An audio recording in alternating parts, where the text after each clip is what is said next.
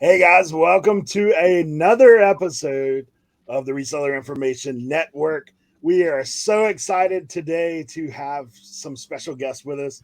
No, we're not on an episode of the Brady Bunch. We actually have Let's Do Lunch podcast with us today, and they are going to be here sharing some of their knowledge and experience in reselling. And we are so pleased to have them with us. We're going to do some introductions here shortly, but we are on episode number 9. And personally, I'm pretty excited to see the progression of the show. And hopefully, you guys are getting some good knowledge coming your way. I know from the comments, it sounds like you are. So, we're also going to be reminding you to drop comments down below with questions. And if you would like to get your eBay store featured on one of our episodes, we're doing from now through the holidays, trying to feature other resellers, eBay stores, Poshmark stores, whatever you want to feature on there, because we really would like to support other resellers. If you're out there, you're a small business, you're trying to sell things online, we want to help you in that endeavor, not with just information, but also to put your store out for other people if they would like to come and purchase something from your store. We all have our stores linked down below, and we're doing some special RIN discounts. You can drop your code in there and save up to 30% on all of our stores. With Leroy, you just got to shoot him a message because he's kind of anti-establishment. He didn't come up with the coupon code, so he's just like, "Hey, hit me on the DM. How about that? I'll look out for you." So we are so pleased to have our guests with us today. So we're going to go ahead and get started and introduce them first. I actually was fortunate enough to meet all these ladies at FlipCon. I actually got a chance to hang out a little bit with these wonderful people, and I have been so excited to see their podcast and kind of their progression. I was listening the other day that they were talking about, like, we really weren't close with each other at all, and now we are. So that's cool because we know what that's like with the guys here on the Reseller Information Network, formerly the Listing and Loafing crew. We've been together now for 2 years, so it's cool to see the progression and the family togetherness. So I'm going to go ahead and introduce, and we'll go bottom to top today. So we'll start down with Miss Angie Resells. What is up? So happy to be here, guys. Thank you, Eric, for inviting us. We are happy to be a part of the Reseller Information Network, which comes on now Fridays at 2, right? 2 Central, so 3. right I think we moved to 3. Yeah. Well, 3 Eastern is 2 Central. 2 Central, yeah. We go by Central Time because Rachel time. and I are Central Time. So we're totally happy to be here. And yeah, our Let's Do Lunch podcast is every Friday at noon Central Time. So you can come out with us and have lunch, talk about reselling and life and just anything that affects us as resellers. And we're usually women, though we love the guys. We love having the guys on and talking about it. But it's me and Kristen and Rachel, and we couldn't be happier doing our podcast. We just have found such an amazing community, and we hope you can be a part of it. Awesome. So great to have you. And we're going to go ahead and welcome a rural squirrel. And, you know, when I first saw this, I was like, wait, is that a reseller? Is she a reseller? Like, what is she doing? A rural squirrel? I was like, I guess she's in the country and she gets distracted easily. But Kristen is here with us. I do get distracted easily, but I am not in the country. I'm rural. Yeah. I'm Kristen. I'm a rural squirrel. I like a rural squirrel because it's fun to say. And I kind of like it that I can be a little ambiguous so I can change and adapt to whatever I feel like doing at the time. So I'm Kristen. I've been on eBay for 25 years, been a reseller for a long time. And I met these ladies at FlipCon and thought it would be super fun that we all got to podcast. And it is kind of cool that, you know, all the people that we've gotten to meet, like you guys, just from doing the podcast or doing reselling and putting ourselves out there. So I'm pretty grateful to be in good company. So that's it. That's all I got. Next up, we have Rachel Strickland, and I will tell you this. I've been impressed with the fact the other day she did the 24-hour listing challenge. I did an 8-hour listing challenge, and I was cooked. Like I was done at the end of this thing.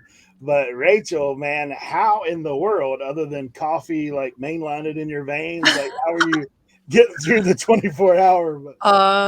Okay, first of all, I wanted to explain my name. I got it from my parents and my husband. It's not a stage name. No, that's why I'm Rachel Strickland here on YouTube. You guys find me as Rachel Strickland everywhere, okay? The 24-hour listing challenge, I had a bang at like the beginning of it, and then I just had 1 cup of coffee the next day, and then I slept for like 9 hours afterwards. The thing is that everything in life has to be a challenge. Like even when I'm helping the kids clean up the room, I'm like, okay, you start on that side, I'll start on this side. Let's see who can like fill up this bin first, and like everything's a race, or everything's like how far can you go, and I don't know why, I just like a challenge, so I had to do it. But I'm super excited to be here today. I feel like we just grew our friends by like an exponential amount, just being invited over here with you guys. So I hope that our new friends will follow us over to Let's Do Lunch. We have a lot of fun over there. You can just get your fill of Reseller Podcast on Fridays. Check us out, stay on YouTube, follow the guys. You're already there, so just come a little early. There you go. We'll go ahead and check in with Tim over the years. We witnessed him in traffic today, but I know he's on the hunt still for 7-Eleven points. So. Yes. So I want to obviously first and foremost thank our wonderful guest. I think it's super important, that women are featured as much as possible, especially in a market like reselling.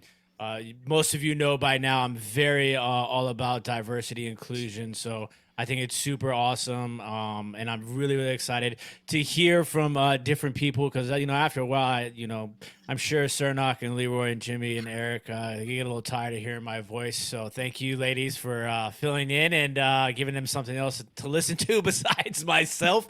But as always, at this point in the show, I do give everybody an update on the road to 100,000 7-Eleven points. We had a pretty slow week, due to Thanksgiving and stuff like that, but we are getting closer. I believe last episode we had just cracked 98,000. So we are now sitting at 98,782 7-Eleven points. Wow. On our way to 100,000 7-Eleven points. So yeah, super excited about that. Obviously, the cinematography, video, and the emotional background music that will be coming out once we hit 100,000 7-Eleven points. It's gonna be fantastic. But I want to thank everybody as always for joining us here on Reseller Information Network. I definitely want to keep encouraging, as I did about 6 times in our last episode, to make sure you guys are dropping comments below because. First and foremost, this is about you, the viewer. This is our opportunity to give back to the community, whether you're a new reseller or an experienced reseller trying to do something different and new. We want to do this for you guys. We want to keep encouraging you to grow, not just as resellers, but people and individuals as well. So, yeah, it's going to be a super fun one. I'm going to stop talking now, I promise. Thank you guys, as always, for joining us. Don't forget to hit the thumbs up as well. Hey, Tim. Yes. Tell I've seen you talk about the points a few times now. Yes. But what do you get when you hit the 100K? Yeah, what are you going to do with the points? A jet, right?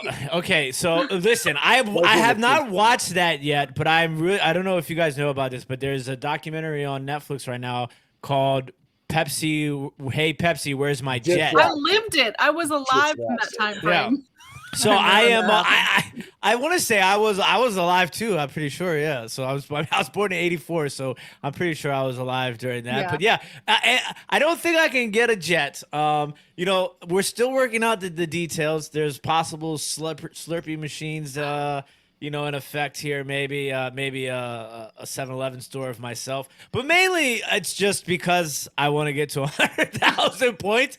I wonder how long I could really last off of just using the points, or do I just keep the 100,000 and then try to move to 200,000? I don't know. We'll have to wait for the movie to come out.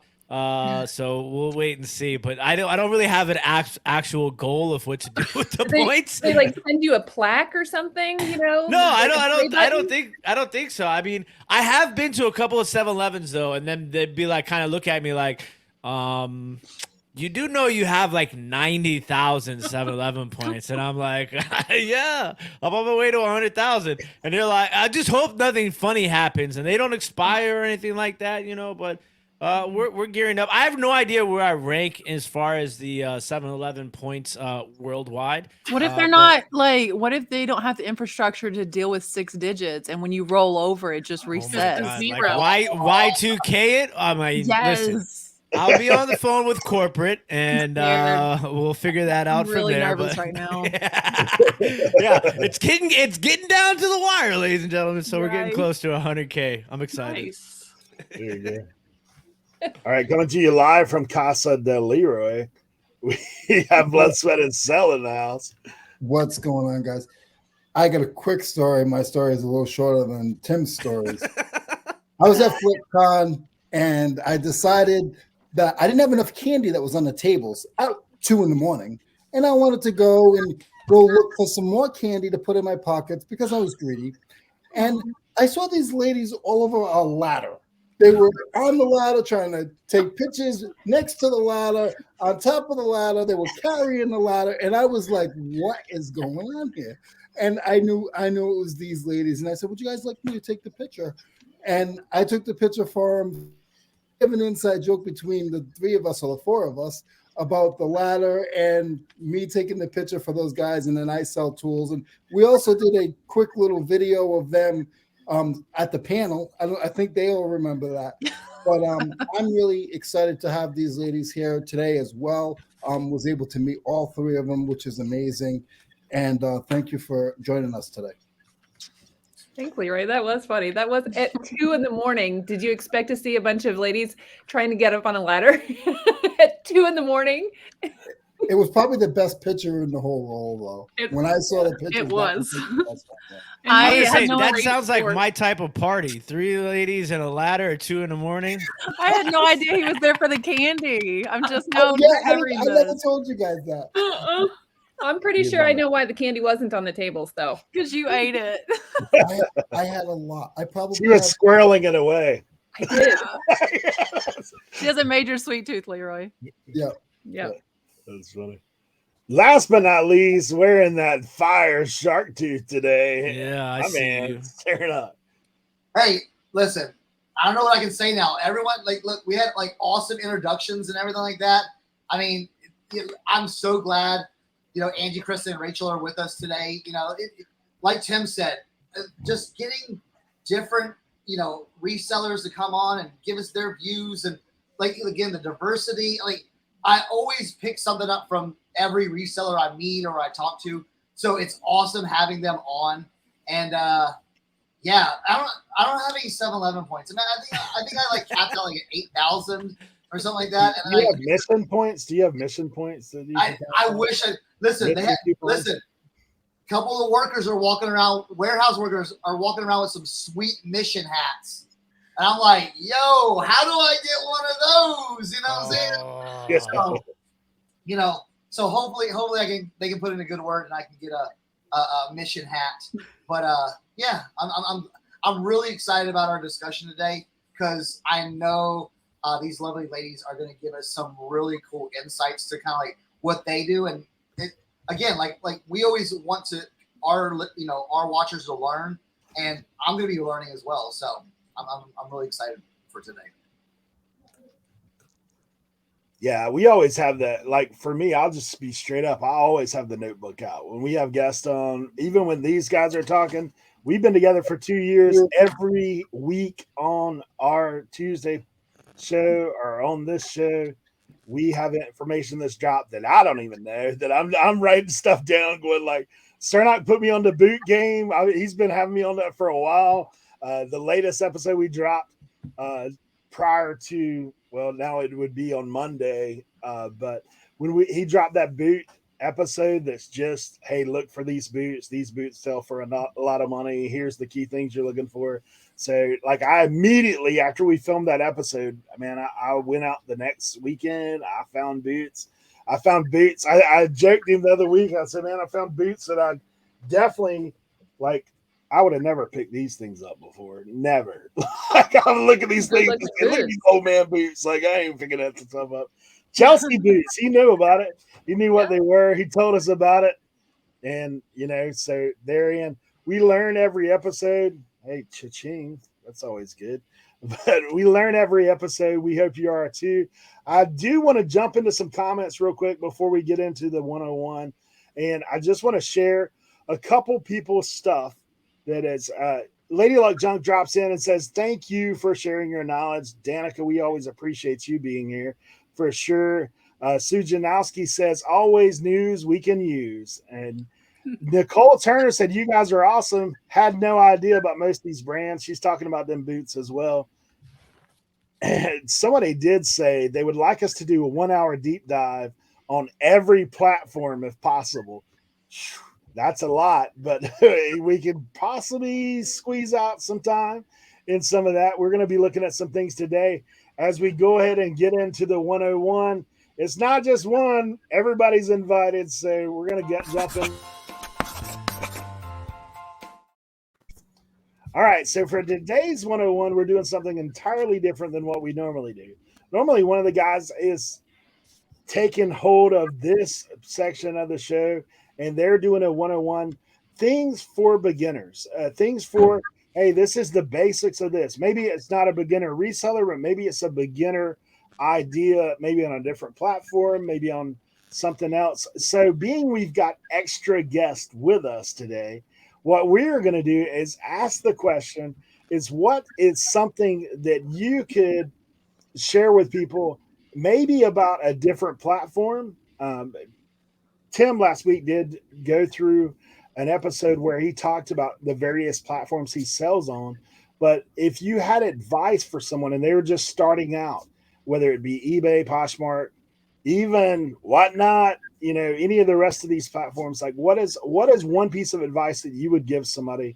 They're like, hey, I'm just getting going. What should I do? And it could be as simple as, hey, download the app, or it could be as in depth of, so I'm going to go ahead and ask the question. So what's a piece of advice you could give to someone just starting out reselling on a platform? And I'm going to go ahead and go bottom to top again. We're starting with me? Oh, man. Okay. So the one thing I would suggest for like new resellers is find out what you can get like on the regular, okay? And then turn that into, all right, where do I want to start? If you're getting clothing on the regular, maybe you want to start with Poshmark. Maybe, you know, if you're getting tools or something like that, maybe you want to do eBay. If you're getting large furniture, maybe you want to do Facebook Marketplace. So I would say definitely make sure, you know what you're getting into. Where sometimes people like, all right, you know, or you can do a master of everything. You know, it's like, you know, go to garage sales and buy up everything. You know, eBay might be the platform for you, but I would say kind of figuring out that first, and then going into say, okay, this is what I would like to do. Because I know I've taken a lot of people, you know, not a lot of people, but a few people that said, hey, Chris, help me with reselling. I have all these women's clothes. I've got a bunch of women's clothes with tags on them, things like that. And I just want to be able to take some pictures and list them and get them sold. So it's like, well, me thinking, I'm like, well, if I turn them to eBay, you know, I'm going to have to talk about shipping and this and that, you know. And I was like, why don't I just start them with Poshmark first? Because it's a little, you know, if it's all women's clothing, let's start on Poshmark first because, you know, it's a little bit, you know, more concise. You know, the categories, the item specifics, you know, your photographs, and just like even selling and shipping as well. It's just like, hey, print the label off, stick it on the package, send it out. And I think it's a little bit more manageable for someone new, especially if they're like wanting to do women's clothing. So that's what I would say too. Like, kind of know what you want to sell first, and then explore the platforms to see which one fits your overall, because if I'm selling grand pianos, I'm not going to be selling it on, I might have a hard time selling on eBay and You shipping don't want it. to ship that, bro? Come on. I'm just saying, or big refrigerators, or used refrigerators, or things like that. eBay might be a little bit harder to do that because shipping and all that stuff. So, like I said, kind of think about what you want to sell, and then kind of choose your platform from there. That's good advice. I would say if you're brand new reseller, start with what you already own. Yeah, I'm sure you have things that you can get rid of and get your feet wet and see, what you think about reselling, and start with smaller items usually is helpful. I guess if I was going to give advice for a platform, let's say Whatnot, when you sell on Whatnot, obviously it's better to have like 20 kind of like-ish items like t-shirts or women's clothes or plus size clothes or hats or whatever, and do those.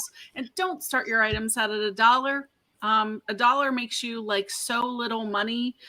You're better off starting your items at $3 and $5, especially when you're new. Things will sell at your starting price. So don't give your items away on there. You're better off selling a few items rather than giving away your items. It's an easy way to get discouraged. Yeah. You're muted. You're muted. You're Leroy. Leroy. You got it. So quiet and not let the dog bark. Ugh. Okay, so also on Whatnot, make sure you're watching Rachel Strickland's video about your first Whatnot shop, because there's information in there that unless someone actually says it to you, sometimes you think that maybe that's happening, but when someone else confirms what it is that you think, then absolutely. Rachel Strickland's video is really comprehensive about all of it. I also would say that on eBay, don't stress about every single checked box to make sure that you have every single item. Not all of them apply to every item that you're going to sell. So don't overthink it and don't stress about making sure that the item specifics are all checked. Don't stress about it. And if you're going to be on Facebook Marketplace and you're not going to ship it, please make sure that you're checking the correct box so that somebody like me in Colorado isn't trying to buy a ladder from somebody in Pittsburgh because you didn't check the right box. Make sure that you're doing shipping or you're not doing shipping, but check the shipping box one way or another. Please double check that. It's super annoying. Sorry. That's very true. Mm-hmm. Rachel? Thanks for the shout out on my Whatnot videos, Chris. It is not because I haven't emailed, because I have. I'm just saying, if you Google how to ship on Whatnot, if you Google it, my video comes up before theirs. They should be paying me for this. Anyway, Whatnot is a great platform, but you better know your place on that platform and know, it's a hierarchy, okay? No one's starting at the top. Yes, you have to have a following, but not on other social media. You need to build a following on Whatnot. My grandma could get on there and build a following, the same as, my son could get on there and build a following. It just takes time. You can't jump in thinking, I have a channel. Just because you have a channel and friends are watching you on YouTube doesn't mean they want to go spend $20 every single time you're on Whatnot. So don't depend on that. Build your following organically. And my best advice for a beginner is to stop overthinking the shipping. And that's on any platform, okay? Because that is number one most intimidating area. It's why people won't even sell online. They would rather do something local like Facebook Marketplace, even though that is online. It's still semi-local, where they want to have swap meet set up or just sell at a yard sale because they're intimidated by shipping. And when it comes down to it, how to ship it doesn't matter. Fill in the blank. You put it in a box and you put a postage label on it. Yes, fragile things, obviously there's more to it. You want to double box some items, but at the end of the day, it all goes in a box. get it in a box safely, make sure it doesn't shake around, and everything from there on out is kind of the same. Like we have subtle nuances and hey, how to configure 2 boxes to fit a Guitar Hero guitar, or how to, like, I had to mail a 60-inch long hiking stick this morning. Like there's ways to make boxes, but at the end of the day, just get it in a box. And so, yeah, that's my advice. Quit overthinking the shipping, get it in a box and send it on its way. Tim. Well, I mean, this is pretty obvious to me. The number one thing for a new reseller is to be subscribed to Reseller Information Network. I mean, that's it. I mean, there's nothing really else to say. I mean, you get a little bit of everything here. No, I think, you know, for me, there's so much that goes into just starting as a reseller, and that in itself can be overwhelming. So I think the one thing that's super important is no matter what level of reselling you're doing, no matter what platform you're reselling on, I think the best thing, the most important thing is organization. And that's something that I think that every reseller struggles with, whether in the beginning, they've been doing it for years or somewhere in the middle. You know, I think we all kind of struggle a little bit with organization to a certain degree.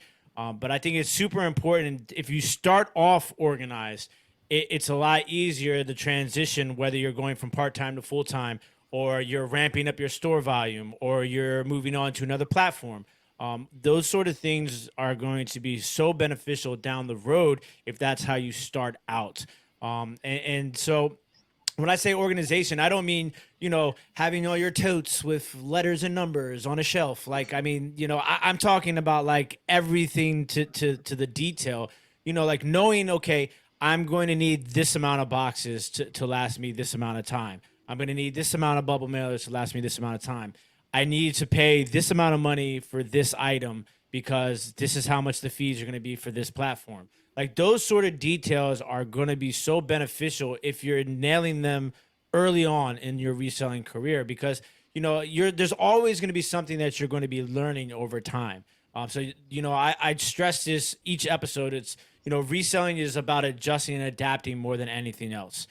You have to be able to adjust and to adapt to different markets, you know, new fee structures, or, you know, new postage increase in prices. Like all of those things are going to be things that you're going to have to adjust and adapt to. You know, you might be, you know, big into clothing, and then the clothing market kind of just might change, you know, like, or, you know, say you're just selling jackets and then summer comes. So, you know, you're losing half of the country as far as your demographic goes in that particular item, you know, as far as like the sell-through rate at that time of the year. So you might want to pivot and move to something else. And so just being organized from the beginning is going to be super helpful in the long run.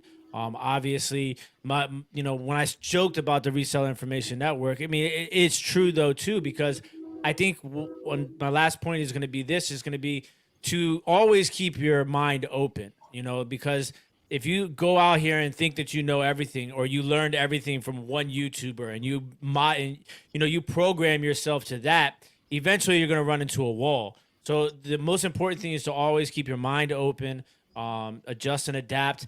And also, you know, listen to different people. And we talked about that when we were doing introductions, about having all these different opinions and views. All of us are going to do things a little bit different. Nobody's going to be right. Nobody's going to be wrong. But it's important to listen to everybody, because you can take something small from each person, take that, put it in a big cauldron pot, get your hocus pocus on, and make your own recipe. So that would be my advice in a nutshell for beginning resellers. Leroy. Okay. I have a little bit of mine's a little different, guys. So the way that I look at it is, you also have to realize where you're going to be doing it. Are you going to be doing it in the bedroom? Will you get internet in that bedroom to be able to list? Will it be cold? Do you not have enough room? If you have a small area, you could just do postcards and pictures in a closet. I know a guy who has I don't know how many postcards he has online, a lot, and he literally does it out of shoe boxes in a closet, and just has them all labeled in just that one little closet in his apartment. So you have to also look at it that way. I have a warehouse because I work with tools, so I need to be able to grind and stuff like that. If you work with clothes and stuff, can you have it in your shed, or is do you live in the South and your shed is too hot and you're going to get mold on the clothes?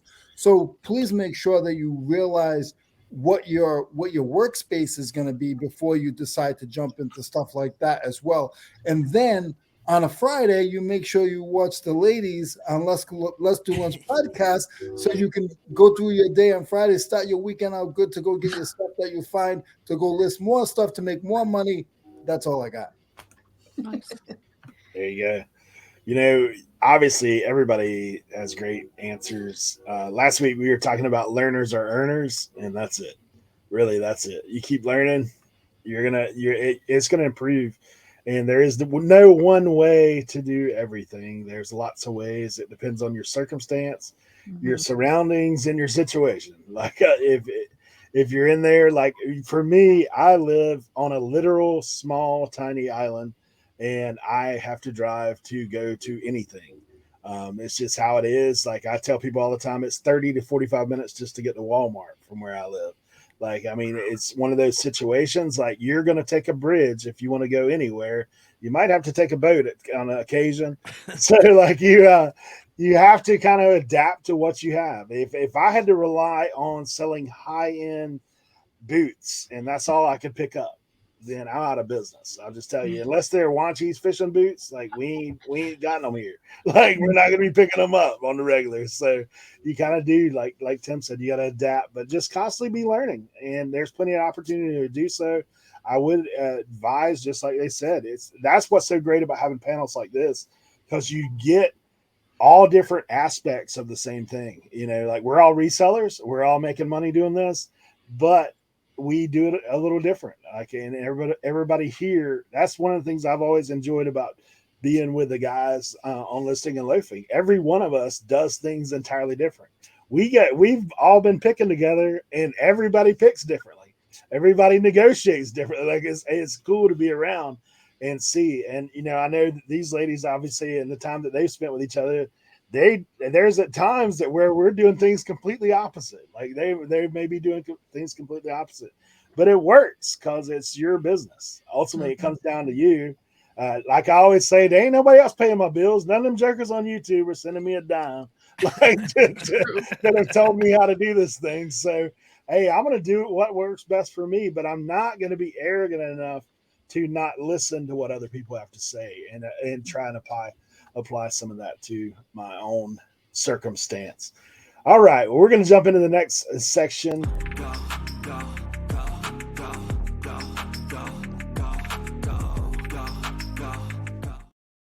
Slows down.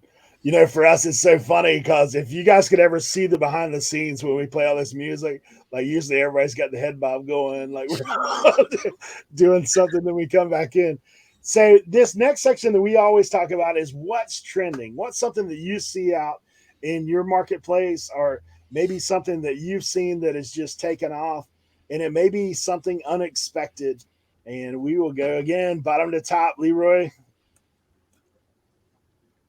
Guys, what's trending? Again, you guys know I'm first, so I'm going to grab it real quick. But anything Christmas right now, not Christmas gifts, Christmas displays, Christmas like wrapping paper. I know a guy who has a ton of it. If you guys need any, Blood, Sweat, and Sell.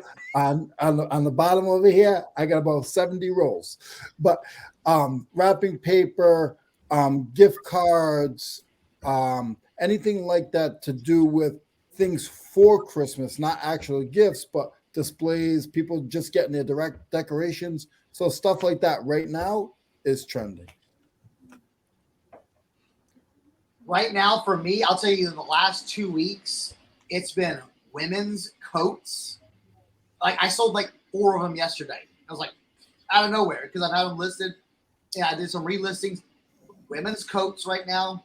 And if you watched on Tuesday what I was working on, and if you've seen the video, our last video we did on Monday, put out boots. I'm telling you, it's boot. It is boot season for me. I've got jackets and sweaters to list, but I'm going to be listing in the next 2 days. I'm going to be listing like 60 plus pairs of boots, men's, women's, cowboy boots, combat boots, all different kinds. The boots are selling. I'm selling them right now. I just got to replenish my inventory because my boot inventory is getting very low because I usually stack them all in one area and then kind of find a box to put them in. I looked the other day. I'm like, whoa, that's all we have left in our boots. And so I just went through just grabbing stuff. Let's clean this. Let's leather clean this. Let's lace these up. Let's fix these up. And so that's what I have been doing. So I'm just gonna be listing. It's gonna be all boots for right now. Interesting. I guess something that has been selling probably the last year really well is Y2K and 80s items. Yes. I think that the people that grew up in the 80s and early 90s are now to the point where they have extra expendable money and they want to buy back their childhood. So any toys from the 80s, I got this ugly My Child doll that was from 82 that sold for like $160.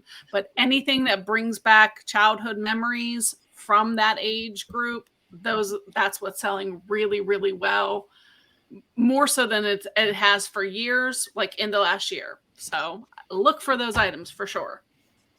Kristen. All good things, but I'm also going to echo what Cernoch said about the boots. I can't get enough cowboy boots, and I sell them like crazy at pop-ups. The one pop-up I do, I sold all of my boots, every single last pair of boots. I didn't come home with any boots. And if you had white cowboy boots, I could sell those for double all day long. Yes. Just the white cowboy boots, or any that are like lighter colored or that have a lot of stuff on the side. You know how they like a design up the side? Cowboy boots, pointed toe cowboy boots all day long. Rachel? I was just making notes to go buy boots. I don't pick up a whole lot of shoes because I don't like to clean them. You guys stole so many of the good things, especially what Angie was talking about with like Y2K. That was something that I was going to mention. So, but a little bit of a different focus, the Y2K fashion and I'm not talking about like trendy guys t-shirts, like the girl stuff, a spaghetti strap tank top with a smiley face on it. The stuff that we would like cringe if we went back to find our photos from 2000 and see, and lots of like horizontal striping.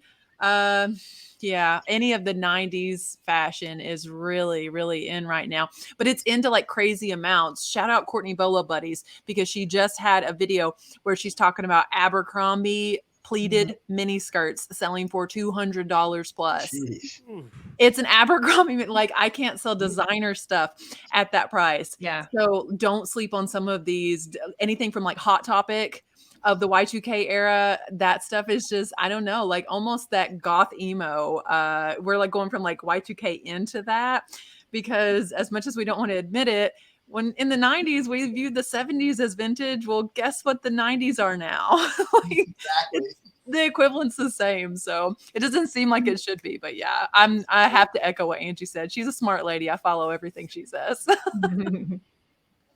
So I know you guys are expecting me to talk about glass, okay? I understand that, I know you guys are expecting the glass, but I'm going to throw y'all a curveball, because you guys do know I sell everything on every single platform. So I'm going to give you guys two really specific things that are important literally right this second, okay? One of those is going to be soccer jerseys, okay? Soccer jerseys and anything soccer related. I live in a very multicultural area, obviously here in DC. So I always find tons of soccer jerseys, and I've kind of been stockpiling them. And it doesn't have to just be, countries in the World Cup. Soccer is at a very popular point in their seasons worldwide, whether you're talking about Premier League, Champions League, and stuff like that. And this is something I'm probably going to go into a little bit deeper, when we have a future episode. But it's important because the World Cup is an extended event. It's not something that just happens in one weekend of the year like the Masters or the World Series or the Super Bowl. This is something that is extended over a month or a month and a half, almost 2 months long. So 2 weeks ago, I think it was, guys. I don't remember if it was, I think it was 2 Tuesdays ago. Yeah. I sat down and I was listing nothing but soccer jerseys. I have sold I want to say 60% of all the soccer jerseys that I listed have already sold since last Tuesday. Wow. I have sold a soccer jersey on Grailed. I've sold a soccer jersey on Poshmark. I sold a soccer jersey on eBay. So, you know, these are things that can be cross-listed also against all the platforms. And obviously, when you have something that's trending that you can post on multiple platforms, it even makes it even more valuable because the eyes are on all these platforms on one item. So it generally helps these items move faster. So definitely keep your eye out on anything soccer related, but soccer jerseys are super popular and they can be also unisex. So soccer jerseys can be unisex. There was also kids soccer jerseys. You know, this is something that, you know, when it's World Cup, you see the whole family, you know, decked out in their country's jerseys watching the games. And this is something that's not just, you know, here in the US, this is a worldwide thing. So definitely very helpful for platforms like eBay, Grailed, and Depop, where you have a large international buyer base on those platforms. And the second thing is Fontanini. Okay, if you guys don't know about what Fontanini is. We knew you were going to talk breakables. It's pasta. It's pasta, right? Well, Fontanini is actually they're resin. They're like these resin figurines. They are made in Italy. They were made by Roman and by Fontanini. And they are basically like nativity figurines, and they come in different scale sizes. I literally had thought I had all mine listed, and then when I was doing the inventory check in the storage unit, I realized that I had 3 that were not listed. I listed all 3 of those, and they all sold within 7 days. So this is something that is specific to right now. Obviously, these will sell, you know, periodically throughout the year, but during this time of the year, they are very, very, very, very popular. Some of them can be worth really good money too. I sold the 3 Kings one on the 5-inch scale. That sold, I believe, for $45. So like, you know, those sort of things you can find a lot of. So just, you know, look at, if you see any resonance nativity style themed figurines, you can flip them over. They will either say made in Italy or they will say Fontanini or Roman on the base. And they generally are found with the boxes too, which obviously also helps the value as well. So those are just a couple of things that I'm focusing in on right now. Obviously, you know, you have to find these things, or if you have them and maybe they've been sitting in your dev pile, it's time to go dig them out and get them listed. So that's what's trending right now. There you go. Yeah, for me, it's whatever these guys say. That's what I usually what trends for me as far as what's selling is what am I listing? Like that's what's like that's really I know that there are things obviously this time of year.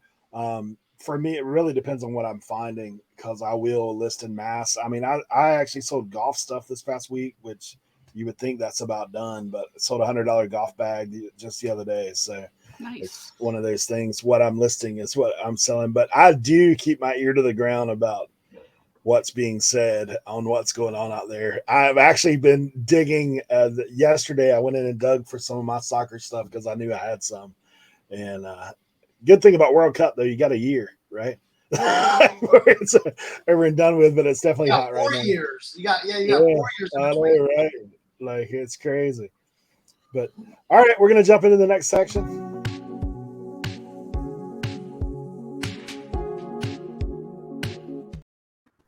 Today's deep dive, we're going to do something a little different as well. Instead of diving in on one particular item or genre, we really want to talk about someone had requested about us doing maybe a little deeper dive in each platform of selling. So we want to talk about whatnot. You know, I know Leroy is not a whatnotter, but he has been in plenty of whatnot shows. I can tell you that because early on he supported us.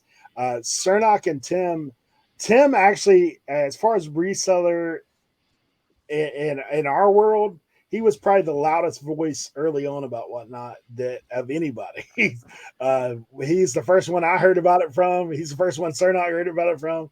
There was one other person, and Tim will give him credit. Sumo Thrift was the first person that Tim heard about it from. But Sumo Thrift Marcus wasn't really promoting it out to the community. He was only selling Funko Pops. But these guys. So Tim, I'm going to go ahead and let you jump off on being you were the first. We'll let you jump off on the whatnot. Yeah. It's kind of crazy to think about where whatnot is now. I think in analogy of things that we've already talked about and what we're about ready to talk about right now is Whatnot in itself is very similar to, reselling in general because of the adjusting and adapting. Whatnot is very still evolving. Even though I've been selling on Whatnot, for I think we're going on like 18 months now since I've been selling on Whatnot. And when I talked about Whatnot in the beginning, everybody said I was crazy. They all said, "Oh, it's just a fad and it's gonna die down, and eBay's king and this and that." And I never wanted to argue with them because for me, it's just about having more cards in my deck. So like I literally sell on every single platform. And so for me, I saw it as an opportunity to get in early. Now, I obviously saw it because I saw it on the pod, which is a spinoff of Pat McAfee. I saw them talking about it. I started doing my research. I called Cernoch. I said, Cernoch, this is the new wave. Nobody is doing this right now. Like they're doing vintage clothing because originally there was predominantly, obviously, Funko Pops, Pokemon, and sports cards. And Cernoch and I were fortunate enough to be part of the launching of the vintage clothing category. So like when we were doing vintage clothing shows on Whatnot, it was one show on at a time. Like you could literally schedule your show based upon everybody else's show so that nobody was overlapping. But like I said in the beginning, it's about adjusting and adapting. With Whatnot, you're going to get a lot of myths. You're going to get a lot of people that think they know everything, but they know nothing. You're going to get a lot of people that's going to downplay things. They're going to tell you that, oh, well, you have to have a social media following and you have to be an influencer and this and that. And I think that Rachel made some absolutely fantastic points earlier on in this show about you building your following from Whatnot is more important than YouTube, because anybody who's selling from YouTube, that YouTube money on Whatnot is going to run up real quick. People that runs dry after a couple of shows, and then you're not going to see that same sort of thing. Whatnot is a grind, though. You have to be prepared mentally for the grind because you want to be consistent. That's what I think makes it a little bit easier for YouTubers, people who are consistently putting out content, because you're used to that schedule of YouTube. I'm going to put out 1, 2, 3 videos a week, right? I put out a video 3 times a week. On Whatnot, you might go live 3 times a week. You might go live 2 times a week. That sort of consistency is going to help you build up a following. I'm known to people on YouTube and Instagram and stuff like that, but I am by far nowhere close to influencer or somebody that people actually listen to. But they should. But anyways, I started out on Whatnot with 0 following. I have now sold, I think I'm close to like 9,000 items sold on Whatnot. I'm over 3,000 followers, 5-star rating, all of that stuff. And I helped launch the vintage clothing category. I was part of the estate sale launch sale, which was a 2-day event. I also do sports cards on there. I've done jewelry shows on there, hat shows. We did a live hat Whatnot auction from 127, which was absolutely bananas. But I think just to give you a quick pieces of advice is, one, first of all, is don't listen to the naysayers, because it's easy to hear somebody who might have some clout in this community tell you that Whatnot is not what everybody thinks it is. Don't listen to them. You have to try things for yourself. Whatnot is not going to be for everybody. Angie also made up a great point about the starting price. A lot of people feel this pressure to start their items off at $1. I don't necessarily think that you have to. You can. If you got 200 people in the room, then you want to start it at $1. The philosophy of auctions applies to that instance. But if you only have 10 people in your room, and you're running something that is size related, think about the ratio there. If you're running things that are, you say you're running a small and you have 10 people in a room, one of those 10 people might wear a small. The other 9 people might wear a large. So therefore, you're basically pricing yourself out at that point. So, and also, if you can buy in bulk and you can buy in discounted pricing, like a lot of us here on this panel, we have outlets where we can get things at really good prices, whether it's clothing, like I have my honey hole where I get my glass, But then you have to think about shipping. Rachel has a video. You guys will probably want to watch that. Think about shipping, because you know, when you're selling glass and stuff like that, the shipping is a little bit off right now. It's not the same as what it was when I first started, when shipping was $1 extra after every item. You know, and if you're selling sports cards, you want to make sure that you're standing out. You know, your preview videos are very important. You know, your thumbnails, which they've added. And think about this too. Whatnot is constantly changing. So, you know, they're listening to their sellers, which is not to say for a lot of other platforms. So, you know, what might be working today might not work tomorrow, or what's not working today might work tomorrow. So once again, the adjust and adapt. You just have to kind of throw things against the wall and sees what sticks. You know, Cernoch was one of the first people on that platform who started Winner's Choice. You know, nobody was doing that. I was just going to talk about that. I'm gonna let you talk about it. But like that just to make my point is that like that's how things work on Whatnot. It's completely different than every single platform. And I think that's one of the things that I was gravitated to. Also, you know, like it's a good way to, you know, move stale inventory. You know, if it's been sitting in your eBay store for a while, burn and turn. You might not get the same money that you've been hoping to get on eBay for a year that nobody's going to give you. You might get a little bit less, but now you can take that income and put it towards something new that you might be able to put on eBay. So it's just kind of like this cycle of how you're using your inventory, how you're selling your inventory. And for me, you know, I do live shows on YouTube, you know, where I'm selling glass and stuff like that. If you have a personality, and sometimes it's a lot easier. Like I could sell you this regular old water glass right now. I could sell this glass to you, trust me. But if I just took a picture of it and put it on eBay, nobody's gonna buy that. You know what I'm saying? But if they hear me, you know, explain why they should buy it, you know, it's an opportunity to kind of sell some things that need to be told. A story needs to be told. You know, people need to understand how rare something is. You know, the details can only go so far in words. So, I mean, obviously I could talk about Whatnot for forever. I don't want to talk anymore because there's so many other interesting and amazing people on this panel right now that are going to give you more information. But this is definitely something that we'll touch on in the future. You know, obviously you can check out Dom's channel too. Cernoch and I were a guest on a panel for that Whatnot a while back. That's another good video to watch. But yeah, just main thing is don't go in with too high expectations or too low expectations. Just go in, have a game plan, see what sticks, adjust and adapt. Stick and move, baby. Stick and move, you know? That's all I got to say. That's all. Yeah, Hey, Rachel, I'm going to give you a chance to go next because you've been at the bottom. So. Thanks. I really love Whatnot. So Whatnot is interesting. I'll talk about like an aspect of Whatnot that I feel like I haven't really seen a whole lot of other people talk about. I've seen other people do it. I'm constantly trying to get my kids, you know, to be self-employed and motivated to resell. Who doesn't want their kids to resell? Before you figure out like if he never wants to be a reseller, that's fine. But for now, it's a good way to make money. My oldest is 16. He uses my profile and he will sell. And it's interesting because like where he's a teenage boy. Like he doesn't necessarily, he will list on eBay, but he doesn't want to sit there and list everything. He listed like 100 and some of the video games not long ago. And that takes some patience. But on Whatnot, he knows that he'll come in and have a show and he can make $80 to $100. He knows he needs a $100 show to make $80. And he's got to work for 8 hours at Burger King to do that. And so like invite your kids to be a part of it. I have purchased from people's kids on Whatnot. And let me tell you, like you wander into a kid's Whatnot, you're going to buy something. That's like walking past the lemonade stand, right? So he sells t-shirts, vintage t-shirts, something that he's kind of interested in. And I always tell him like, find something you're passionate about to sell. He's like, why do I want to sell stuff that I like? I said, that's the only way you'll ever want to sell it. Otherwise it'll just live in your room. Well, he finally grasped the concept and he brought in all these minifigs the other day. And he's like, Mom, I have duplicates of these.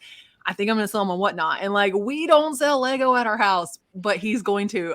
So it's Saturday. I don't know if this will air before Saturday. Yeah. He's having a Lego Whatnot on Saturday at like 1:00 Central. If you guys want to book for some Lego, it's over on my Whatnot, but he's really loving it. And it's easy to show him how to ship. And like, I do think there's a future in this. I think there's a future for his friends in this. And yeah, you don't have to start out with a following. It really doesn't matter if you do or not. Your friends aren't going to necessarily be the people that follow you over there and buy from you every single time. Where I do support my friends and buy from people, and I can't buy from every single show. Right. So you need to just like, don't be afraid to bring quality merchandise, because a lot of the times I want to have the show where I'm trying to unload junk that like I can't sell, or I messed up and bought something that's ripped and torn, and I can spot those shows. So I know if I bring that stuff, they're going to spot it too. You know what I mean? When there's like a little flaw in everything. So like, don't be afraid. Bring out some of the, I had one show called I'm Bringing the Good Stuff, and I brought like the name brand stuff. I don't start things at $1. You don't have to. Your time is worth something. If you sell something for $1 on there, you're making like 30 some odd cents before cost of goods and before shipping supplies. So Yep. Whatnot's like, it's great. Don't be afraid of it. You just have to find where your niche is, and you have to be patient, because it will crush you if you don't have thick skin to sit there for 2 hours and sell one, $15 thing or 3 things for $1, and it was because your mom was watching. Like it could be soul crushing. You have to like not let it bother you in front of the camera and move on and pick up the next thing. I'll save all the rest of the tips because I know everyone else has good stuff too, but that's my biggest spiel about Whatnot. There you go. Kristen. I was going to defer most of our questions about Whatnot to our in-house expert for Let's Do Lunch. It's Rachel. She's got some great information on her channel about how to do it. But my most successful Whatnot was the one where I didn't just like throw things at the wall to see what sticks. I had a plan. Everything there was vintage 90s and lingerie and slips. It was my most successful one. And I think that if you have a plan, just like if you were going to prepare any other part of your business, as long as you prepare for it, then I think that you're going to be successful. Like Kristen, you did something in that show I've never seen anyone do though. Fall apart. I don't know. Guys, it was kind of a sexy show. She had a live model. I've never seen anyone. She had 2 live models. Wow. Yeah. But I think it also, I mean, when I'm at the store, I want to see what it looks like on a person. So that's smart. And it was fun. It was a great idea. I think that for me, it feels like there's that pressure to like be on or to perform, and that the auction is 30 seconds. So you got to hurry and get to the next one. I've learned that it's better if you just do everything at your own pace and take your time and prepare. I think you're going to be fine, no matter what platform you've decided to be on. And also knowing that maybe some platforms just aren't for you, and it's okay. Don't feel the social media pressure to just rock it and kill it at every single platform that's out there. Find the ones that you like, find the ones you're comfortable with, and do those. You don't have to do all the platforms all the time with all the stuff. Sure. Just do what works for you. What is it Rachel says? Treat your business like your business. You better. Yep. Yeah, do what works for you. There you go. Angie? Well, everyone gave some really great advice. I would say when I first watched Whatnot, it was very much about Funko Pops and things. And I have to give them credit. They are opening up to brand new categories and things all the time. So if you think it's not for you, give it another chance and go and see what they are now. Number one, there's tons more shows than there ever was, and there's tons more categories. Like a new category that they're coming up with is fetish items, where people can sell pictures of their feet and dirty socks and underwear. So that's a really good thing that you can do. I can't wait to get my Leroy, feet out Leroy. there. Let's go. Okay, no, that's not true. These Oh my God. two made me say it. Brilliant. You Oh, did great, Angie. Oh man. I was so stoked. I was about to be like, babe, we're moving on up to the east side now. If I could just start taking Everybody, pictures. like, stop and look real hard. That was awesome, Angie. This is gonna be the most replayed. It was better. I was at the end. Okay, but She held it together so well. I know I was trying to be serious so y'all would think it was real. That was, you got me. I mean, I thought it was real. Dude, I was like, are you what? I was gonna sell my underwear. I got the box ready and everything. Oh goodness. Leroy has like some 72-inch waist underwear at his warehouse. I guess my actual advice on Whatnot is it takes buyers as well as sellers, and I haven't done a whole lot of Whatnots just because I have my own auction on YouTube and things, but I still find a lot to buy on Whatnot. So you can go in, especially to new sellers. They're usually offering really great deals. The people who have big followings, their stuff is usually going a lot higher. But focus in on the new people. They'll appreciate your business a lot that you're there. And you can find some really great items for yourself or to resell. And you may not make as much as you would if you bought something at the bins. But, you know, if you're into dirty underwear, I guess you can get a deal. They made me do it. That's all I can say. That's hilarious. That was fantastic.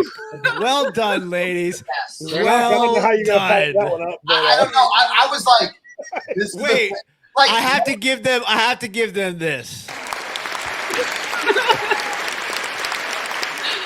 look how red my face is for laughing so hard, because I was like, yo, that's a thing. Yeah, that like I was automatically convinced, like, okay, this is gonna become a thing. And I'm like, okay, next show. I have a very convincing face. So there you go.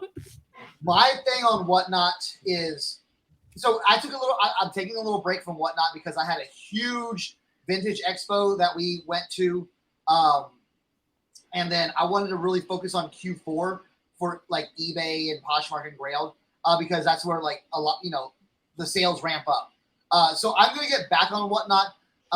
Yes, I was, I'm going to say that I was the first person to introduce winner's choice on Whatnot. No, I don't think anyone else was doing it. Nope. And nobody. when I started doing it, everyone was like, what? Now here's the thing though. I've been in a lot of like Whatnot, like since I've been off, I've been, buying and watching Whatnots. No one's doing it anymore. I haven't seen a lot of people do it anymore. So guess what? When I get back, we're doing that. Okay. But I think too, a lot of it has to do with like personality and just like liking your seller. Can you sit through 30 minutes of this person talking? I think that plays a big part. And also it's like, and then this is just me, and I think it's worked for me because I was very successful and Whatnot. Bringing the energy every single time. Every single show I did, I was a sweaty, hot mess after the show. Okay. And then also talk about your items too. I see so many sellers that don't get excited about their items. Okay, they just sit there and go, "I've got this vintage '90s Nike jacket. We'll start at $5." And like for me, I'm like, next. You know what I'm saying? But it was like, look, we got the Chicago Bulls shark tooth logo 7 strap. Like getting, showing it and giving maybe a little history or a story or something that connects like on a different or different level, rather than just like, like it, I'm gonna buy it. We're just like, man, you know what? I know someone that would really like that hat, or like now that I know like a little bit more about it, they might be more inclined to do that, to where like Tim mentioned Dom, I'm forgetting his YouTube name. What was it? Primetime. Primetime Treasure Hunter. Yeah.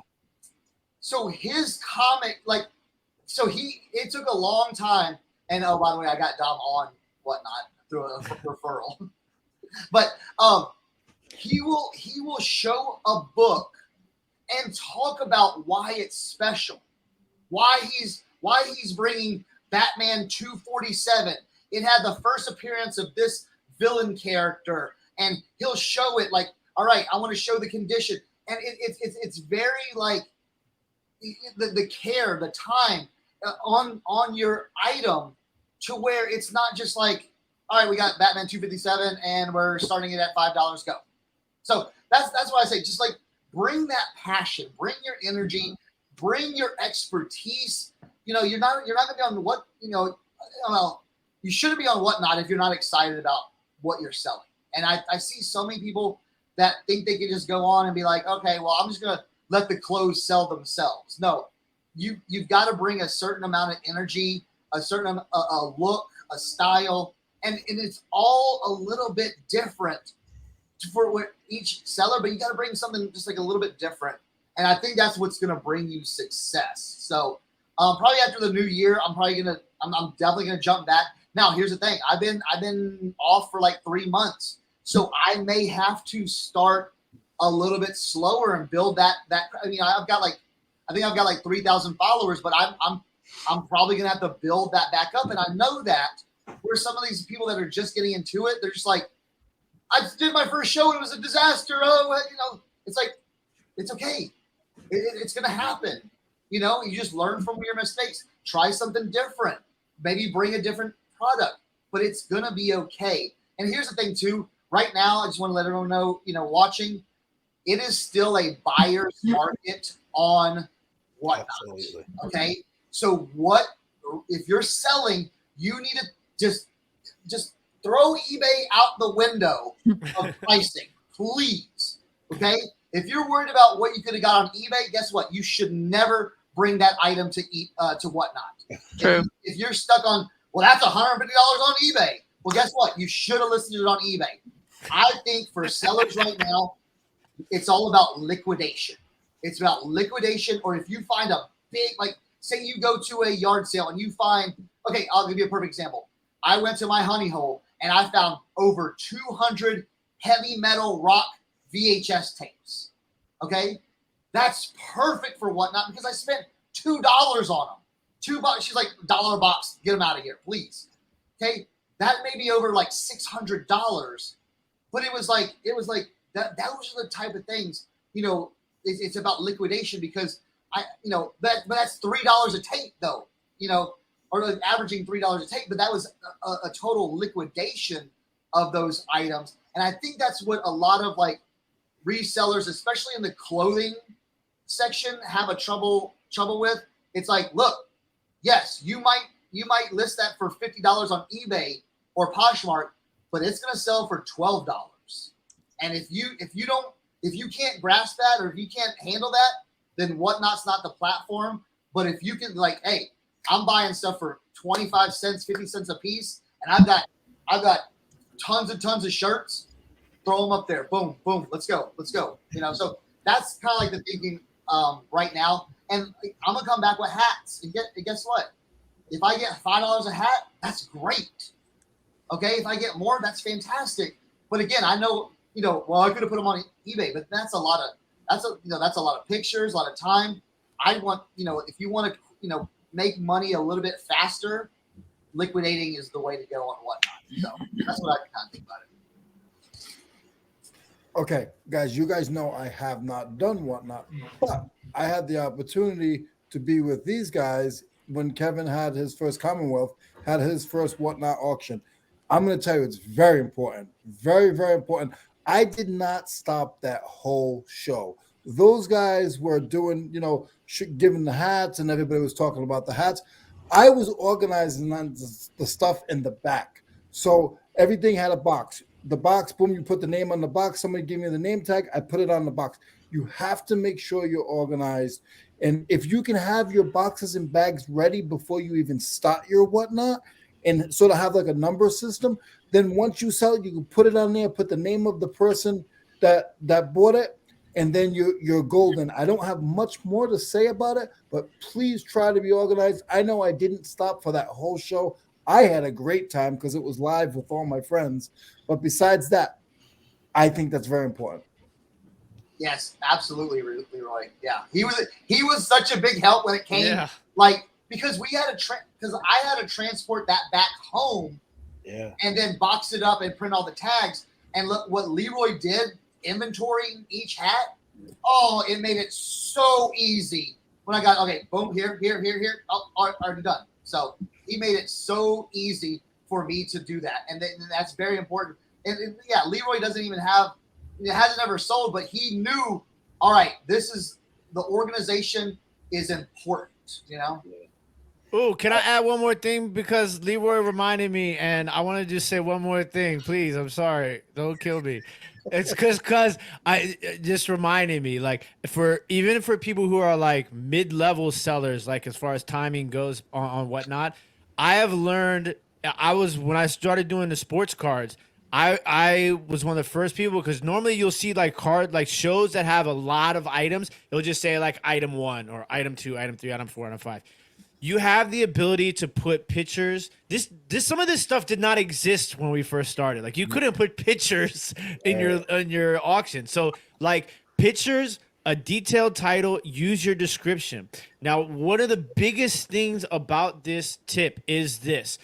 I've been in so many shows, whether it's clothing, sports cards, anything like that. You're doing a vintage clothing show. People come in, they say, you got any Looney Tunes? You got any NASCAR? You know, like, you got any Shohei Ohtanis? And like, the way that I have structured my shows now is because of what I have in the title, because of what I have in the description, you can go in and use the search bar, type in Looney Tunes. And if I have any Looney Tunes that are going to be up for auction, all of those items are going to come up. And then I have, everything has numbers. I'm actually have like set up for like a show right now. So like everything has numbers. So then all they have to do is tell you what the lot number is. Then you pull the lot number, then you run it. It's just so much more efficient. You can get more things done, more things out in a show. And you don't have to be like, oh, somebody wants to know if I have Looney Tunes. Take 5 minutes to look for a Looney Tunes shirt. Then you just lost 15 people in your show because you're taking that time to look for a Looney Tunes shirt that they might not be interested in.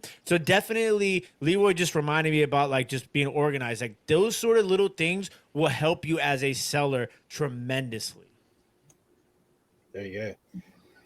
For me, obviously a lot's been said about Whatnot. I will just tell you this. If you don't like to ship, do not get on Whatnot. But I used to do 3 shows a week, and I can tell you, I felt like all I did was ship. But just parroting what everybody else has said, I mean, it can be a great platform. I personally have experienced seller's remorse on there, and I had to get over it real quick. I had a ton of people in a show one night, and we were rolling, hammering it down, and everything was selling. It was going good. So I got excited, right? I reached back in my closet. I grabbed a $150 coat. I said, hey, we're going to run this starter jacket. We're going to start it out at $25. Let's go. And I put it up there, and the thing sold for $45. And I was like, dude, I was ticked. I didn't rage quit, like make it be visibly known. I was given the smile, and in the inside, I was like, we got to get off here because you guys suck. That's what I was thinking. So I got off there. But what it did for me is it made me have a mental shift with that. And like these guys have said, look, don't put it on there for $1 if you're not willing to sell it for $1. Don't put it up there for $5 if you're not willing to sell it for $5. If you're saying, I want to get $100 on this thing, and you've got 5, 6, 7, 8 people in your show, don't do that. The other just little tip that I'm going to give, and then we'll move on to something else. But for me, one of the things I did constantly do is look at how many people are in your show. Pay attention to that, because if you've got better items, make sure you're running that when you got a bunch of people in your show. If you've got 8 people in your show, don't run your better item. Like, hey, we'll just shelf that until next week. But like, you can keep a track on who's coming in there, and just parrot everything else that everybody else has to say. We've all got ways of doing it. For me, I think personality is key. People do have to like you. And you got to put out decent stuff. I was joking to the guys today about, because I've got these 2 boxes of just random 80s toys that I've been going through all day on the show. And it's just random stuff. But, for me, I ran a turtle show, I know the big 4 turtles. That's about it. I know Splinter, but when you start these half man, half animal, half whatever they are, I was just making up names in my show. Just like, hey, this is Marty McFly. People are getting in there. Like, some people can take it serious. They're like, that's not Marty McFly. That's not. And then everybody else just started laughing, to where it actually turned into a thing that everybody in the chat's typing in names for each figure. That's funny. Sweet. Now they're engaged. Now they're buying. Now they're happy. Let's move to the next one. So I used to do that stuff all the time. The auctions I like the most and whatnot kind of got put on the back burner because of shipping. But I used to do massive reseller, I called them pickers auctions, and I would just throw out anything and everything. I mean, piles of stuff, Legos, like anything and everything, and just ship that stuff out. I mean, I'm shipping out 60, 80 pounds to people at times because it's just like we were rolling through it. And it was fun. I always brought weird items because I was like, they're always like, what weird have you picked up today? Because I would do my auction Saturday night, pickers auction. So Saturday yard sales, I'm looking for the most obscure thing you can think of to bring out there. I've sold baby sharks in those little jars like they have out here on the beach. I've sold deer mounts, like you name it, like a little alligator stuffed head. Like, I mean, I've sold all kinds of weird stuff. And people are like, what do you got weird? I want the weird. Toilet seat clock. Yeah, I sold a toilet seat clock on there one day. It sold for like $20. That's a gag gift for someone for sure. Oh, That's going to be in good. Angie's new category right there. Yeah. Hey, oddities. That's what you need, like an oddity category. Not the funky socks, but oddities. Would be good. Funky socks, by the way, do sell on Poshmark. Just saying. Yeah. You have to include a picture of your feet there, right? I don't. That's an extra charge. That's Keyword, what well worn. You gotta put your feet on the things. All right, well, we're gonna dive in this next section, and then we're getting close to. We want to jump in and check out somebody's store here in a minute. But this last section is reseller hacks. I'll just tell you, just if you guys have a tip for somebody, one tip preferably, Tim.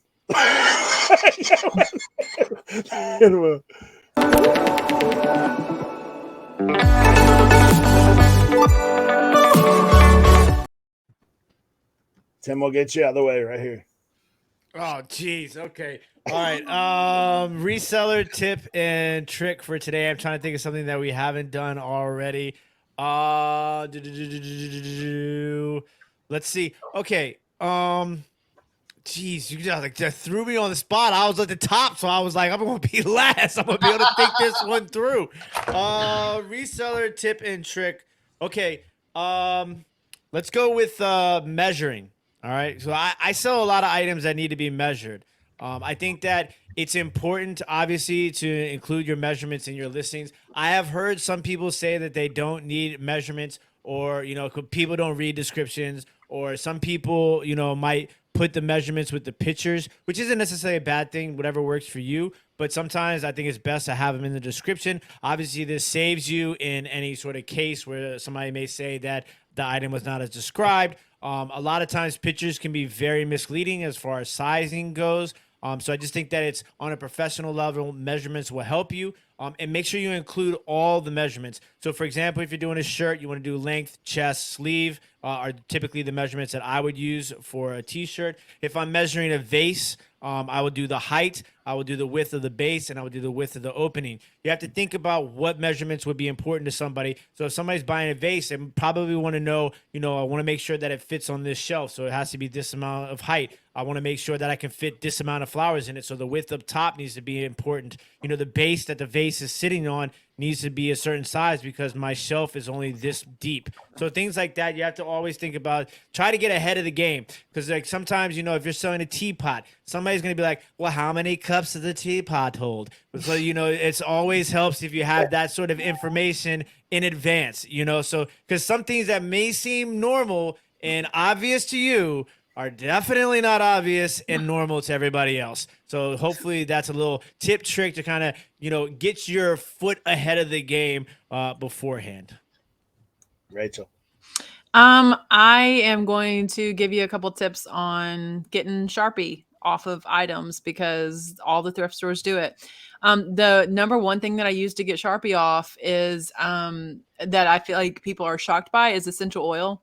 And I'm not saying like go hit up your True Living seller for like a $50 oil. It's not that serious. Go to Walmart and get like the $2 aromatherapy only, like not even topical use. And you just drop a drop of essential oil on. any hard surface for sure. I'm not telling you don't go trying this on clothes, but you can try it on the bottom of shoes, even if they have like the flocking on the shoes, like Converse or something like that. So I just drop the oil on there. It works like wonderfully on 98% of shoes. Take the cap from the same essential oil and scratch it, and the label comes right off, or the price tag comes right off. If it doesn't, mark through that thing, make it a higher price. And if it's on fabric, it's funny because we were just talking about this morning on recording our podcast. If on fabric, use hairspray and scratch it, and you can get Sharpie off of fabrics as well. Mainly everything else, a magic eraser, but essential oil and Sharpie and hairspray, that needs to be in your reseller toolkit, because I don't know how many times an item gets set to the side because I can't get the price tag off, if you don't have those types of tools handy. So just get some $2 essential oil and you'll thank me later. Rachel, what kind of hairspray that gets off? Like you just I use Oxy. I'm not buying anything special. As long as it has alcohol in it, I think that's like the key. And I see a lot of people saying that they'll use rubbing alcohol or they use hand sanitizer, but the key in that I think is the rubbing alcohol. So I think with hairspray, I mean, I've got red Sharpie out of like white overalls with hairspray before. It will smear first, so you want to like scratch, blot, like to absorb that ink, because as soon as the alcohol hits it, that ink goes liquid again and it'll start to spread. So, but you can save some items. And I mean, I know for me, if I'm going to try to sell a designer item, because one of the items that I got the hairspray out of was a Versace hat. I'm asking $150 for it. I don't want the number 3 written on it inside. So I was able to get the $150 because I got the Sharpie out. You know what I mean?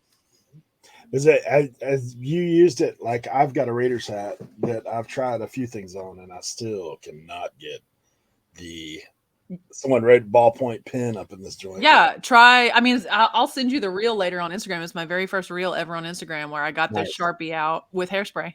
Nice. We're gonna work on it. I hope it helps. Yeah, I'm taking notes. Yeah, there you go. Kristen. So I ship all my stuff. I sell a lot of clothes. It's easy for me to get it at the bins, and it's super cheap, and it's super lightweight to be able to ship also. But I keep my stuff in bags so that whenever I'm in storage, it's protected. And then whenever I ship it, it's protected. Not everybody puts them in a bag, but I also don't want to pay for it. I don't want to buy them. So there's a boutique down the street that sells clothes, and they recycle their bags. They give them to me so that I can use them for free for my stuff. Nice. So, I mean, if you're looking to cut costs and overhead, see if there is a retailer somewhere that will let you have their garbage, really, so that you can ship your stuff in it. And then you're saving on shipping supplies and protecting your items. Very good. Nice. Angie? That was a good idea.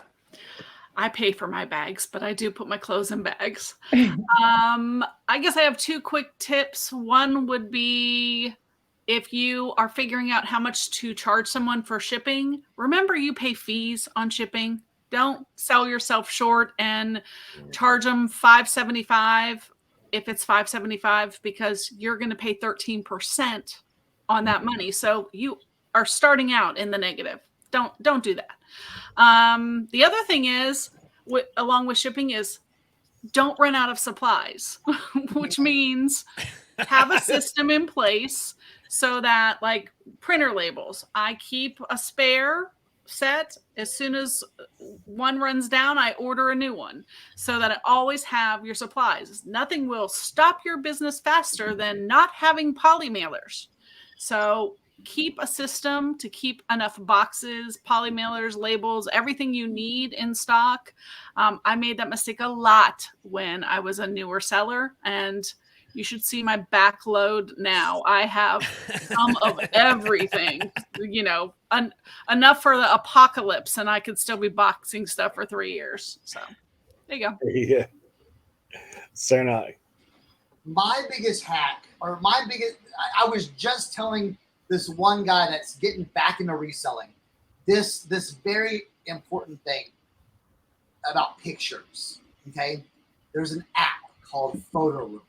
Okay, it costs a little bit of money. Okay, but it makes your pictures look fantastic. I don't know how many people use it, but I always say, like, a lot of times your pictures sell the way you set things up makes it sell. And just the things that I feel like I do on Photo Room, just give it a nice overall clean look where it can help smaller sellers. Okay, stay with me. Smaller sellers and maybe like just selling out of their bedroom. They can't set up the big light display or this and that. They can just take it on get a foam piece of a foam whiteboard, throw it up on there, boom, boom, boom, hit it on Photo Room, and their pictures look great. Okay, I always say your picture, my pictures compared to a lot of other people's pictures on eBay, people will pick mine over theirs because mine looks more refined and professional. Now I've seen some stuff sell, but I'm like, what? It's like I'm gonna lay it on a dirty bedspread and take a picture of it. And it still sells, and I understand that, but I think it's if you take time with your photos and I was talking to my buddy, he's like, yeah, I got a week later, he got it. He's like, man, when you think about it, it's like literally $5 a month, for the app. And I'm just like, yeah, it's $5 a month. So it's like, why not use it? He's like, yeah, I use it on everything. I put it on, I even took some of my old listings and did, ran them through the Photo Room app. And now those, he's like, I don't know if it helped, but some of those items sold now. So it's like, that's what I would say. Just take your time with your pictures. You don't have to be perfect because this app, man, if this app was around 5 years ago, cool. But it gives you the tools to make your objects just pop out. So that's kind of my hack. And in upcoming RIN, I think I'm going to do a deep dive into Photo Room and how to and all the things it can do. So, Leroy. So, well, my hack, like you guys already heard, the cycling items. I try to tell you guys this all the time. Nobody listens to me, but it's okay. You guys all have furniture stores near you. I have a furniture store near me. It's Ashley's. I go there. I have a relationship with everybody in the loading dock. I get all the foam paper. They save me foam paper, bubble wrap, plastic boxes if I need long boxes. Once you build a relationship with these certain stores that you go to all the time, you can pick and choose what you want. You buy them a coffee or you get them a pizza once in a while, and then they will not forget you. And the other thing is, guys, please, all these ladies, I believe their channel names are pretty much what their name tag is underneath them. Follow them. Watch their videos. You go on a road trip. The kids are put their videos on. Listen to the videos. You don't have to watch them. Just listen so you can learn stuff. Please follow these ladies. And that's all I got to say. Thank you, Leroy. Hey, my reseller hack is pretty simple. If you've already comped it, save a draft. Like if I'm going to buy it and I'm there at the store and I comp the item, save a draft. Just go ahead and save the draft. Sell similar, save a draft. Then when you get home, it's going to help circumvent your listing process. Hey, I've already got that draft here. Now I'm just got to clean it, take pictures of it, and I can draft it, go ahead and put it up. Just a quicker way to get better at it, and it kind of puts it in the old memory bank too when you go ahead and save it in there. So, guys, we're gonna do one other thing. I know we're running a little long. It's definitely a lot tougher with a lot of people here, but that just means you get double the information and double the fun. So, but we do want to. I promise today. Tuesday, going back in time on our listing and listing show, I told Sue Genosky that we were featuring her store this week because she had dropped her link. So I want us to do a little shopping today, a little looking around in there. Since we have the ladies in here with us, we're going to let them kind of see what Sue's got going on in her store real quick. And we do thank you, Sue, for being a supporter of the channel here and always hanging out with us on Tuesdays. We appreciate you so much. So we want to send people to your store. Guys, this is just another opportunity to support another reseller. And we're going to pull her store up right now. AZCatz, Little Shop for All. Do you guys have anything particular that you are interested in looking at? We can search at whatever. Can you guys? Yeah, I need a vintage chess set. Does she have a vintage chess set? Let's look in chess set. Let's see if we got anything. Vintage chess. Usually the guys type in, we're always like, let's just search vintage right out of the gate. No, not a winner on the vintage chess set. I want to know if she has any glass, because I will tell you right now, Sue has bought from me before, and I know I always give her good deals. So I'm just curious to see if she's Does she have artwork on there? Is that drawings that Hold on, she's hold been on. doing? What is that? Let's get it a little bigger. How about Is that? that jewelry? Oh, I think they're Swarovski. That's crystal. Oh, okay. He thought it was like a pencil.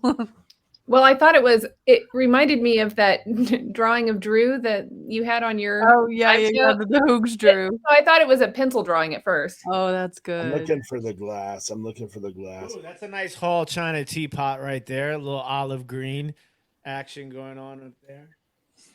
There's some salt and pepper shakers. Pepper shakers, a little Cute. kitschy. What's the kitschy most doggy. expensive thing Sue has in her store? I have to afford it. Ooh. Let's see if we can find. I mean, you know, when you're nosing around someone's store, that's you're like, Oh yeah. What did they sell in the last 3 days? That's what I always check. vintage set of sterling candle holders. nice. 175. Look at that. Made in Mexico, hand painted pottery wall hanging plate. Ooh. $85. Oh, got a little peak rainbow. Look at that. Boots. We're talking about them. This is a different time. Hey, Cernoch, see this right here? Photo room right here down on the bottom of that. Yep. I was gonna say I like her pictures. Yeah. There's that Oh, art crap, glass that. There you right go. next to the boots. There you Yeah. go. This is Murano. last 10, Yeah. third picture. Third picture from the left. There's another one. Tim, we'll let you pronounce these. William Bach. What's this one right here? Florence Luxembourg. Oh yeah. Fluminense Luxembourg. Luxembourg. Sue's got a lot of cool stuff. Sue, we're going to check it out a little further. We're going to recommend you to our friends here at the RIN. And definitely Perfume check out bottle. Sue's store. Go on and drop the link below. We'll have it for you. So Yeah, big shout out to Sue. She is awesome. She has been a huge supporter of everything that I've done. Even just like showing up in my live sales, not even just buying, but like just coming by and hanging out. And then for her to migrate over to what we do here at Reseller Information Network, and now hopefully migrating over to these ladies as well as we Yeah, continue. Sue's a friend of mine too. She is See, awesome. there we He's go. a supporter so for sure.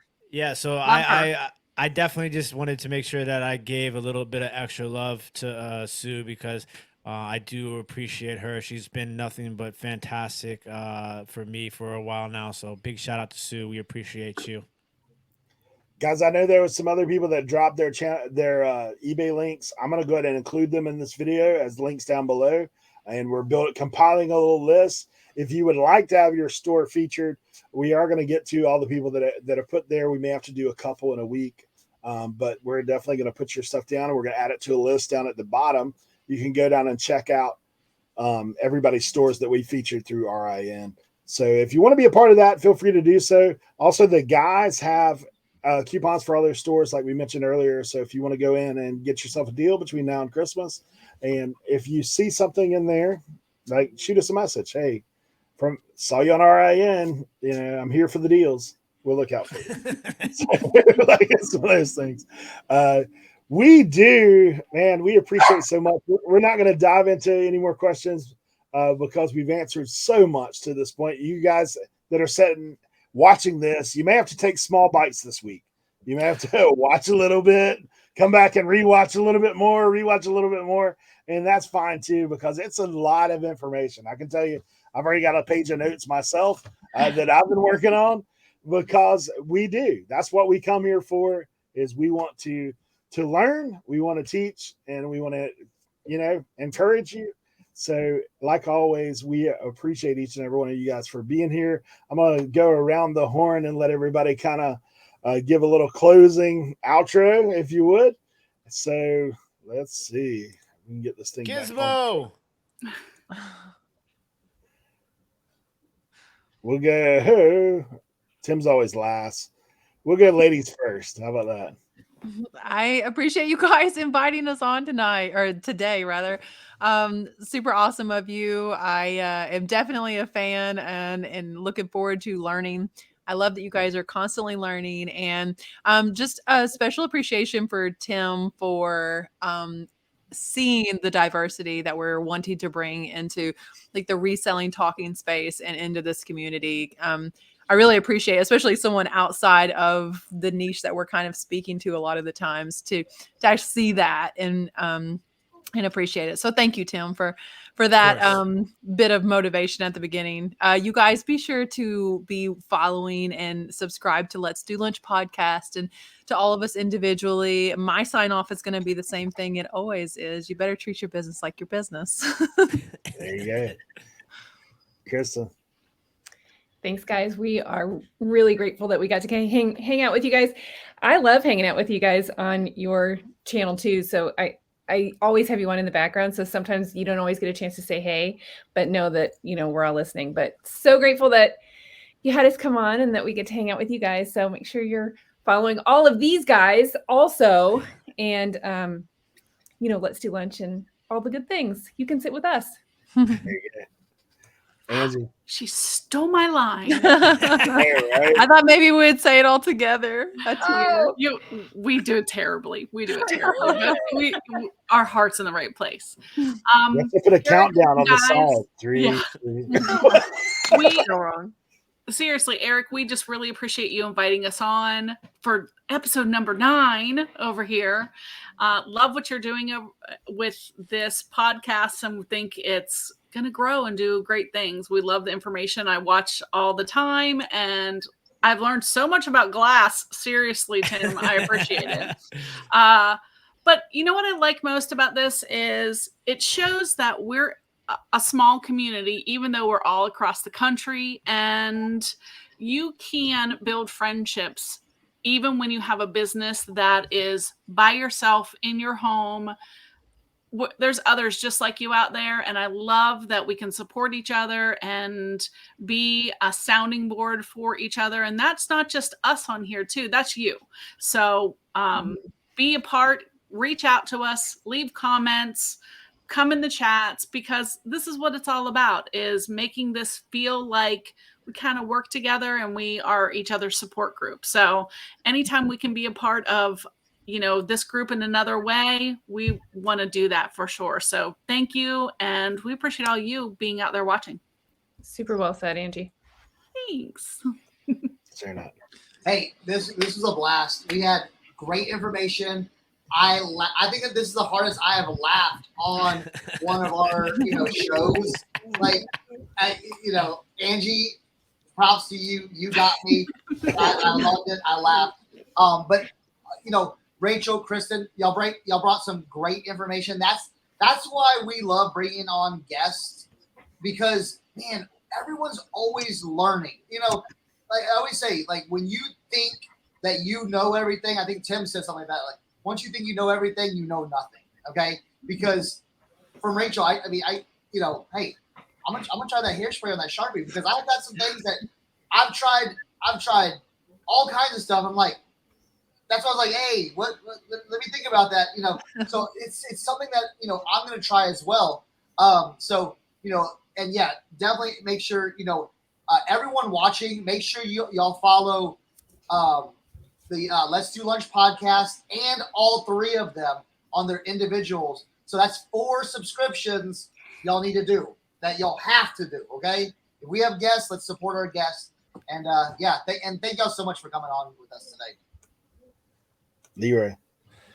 These ladies here are they're amazing. I've only met them all once, and it actually was really briefly. I think Rachel was the only one that I talked to a little longer than most of them.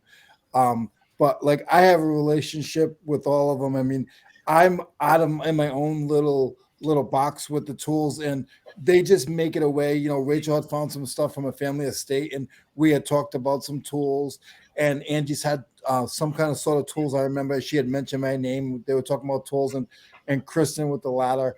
I just really appreciate how they're not just, oh, well, he's just a tool guy. I hate just being just a tool guy. I do sell other stuff, but I try not to talk about it. But wrapping paper, ladies and gentlemen, wrapping paper. Check his store. Send him a DM. He'll give you a coupon code. department store wrapping paper that's worth about $200-300 a roll, or little single rolls that are Sally Foster, which is really good. Check out my store. But no, back to just being here with you guys. I really appreciate it. Ladies, we really appreciate your time. When I was told you guys were coming on, I was a little excited. So thank you guys so much. Tim, take us out, bro. As always, ladies and gentlemen, I do, want to try and, leave on a really positive note here on Reseller Information Network. But before I get into, like my positive stuff, I got to give a big shout out to the fetish category on Whatnot. I mean, hands down, that was an instant classic moment. So I just kudos to these ladies. But on a serious note, like this episode right here is, I think, one of the best examples of what we're trying to build here. We talk about the word community so much in this community, but in order for it to be a community, it needs to involve everybody. And when I say involve everybody, that's the voices of people, who are crazy like me. It's people that are women. It's people that are different backgrounds, different social classes, ethnicities. It's always, for those of you that don't know me, that's something that is very near and dear to my heart. So to be able to share the stage with so many different people, I think is so important in building this community, especially if we have new viewers who are watching, new resellers who are watching, who may be look or sound different than what they see every day on YouTube. This is an opportunity to see that you can be a reseller no matter who you are or where you're from, whether you're male or female, African American, white, like it doesn't really matter. The main word is community, and what we're doing here is super important to helping others. And that's what we're all about. And to be able to have this many people, literally, I don't think anybody said the exact same thing. So the amount of information that is given to the viewers today for absolutely free is what's super important to us. Like if knowledge is worthless if you're not sharing it with others. So that's something that I've lived my life by, and I will continue to do so here with these fine people. And once again, make sure you guys continue to drop the comments. I've been stressing that a lot lately because, this is not about us. This is about you. So we want to know what you guys need so that we can try and help you with those. And then also, obviously, make sure you guys are checking out these ladies. There's just so much valuable information. And it's not always just the information, too. You know me, I'm all about the education and the entertainment. Like if you're not learning with a smile, you're not learning for a while, So that's what's really, really important here. But that being said, don't forget to tell a friend about RIN Reseller Information Network.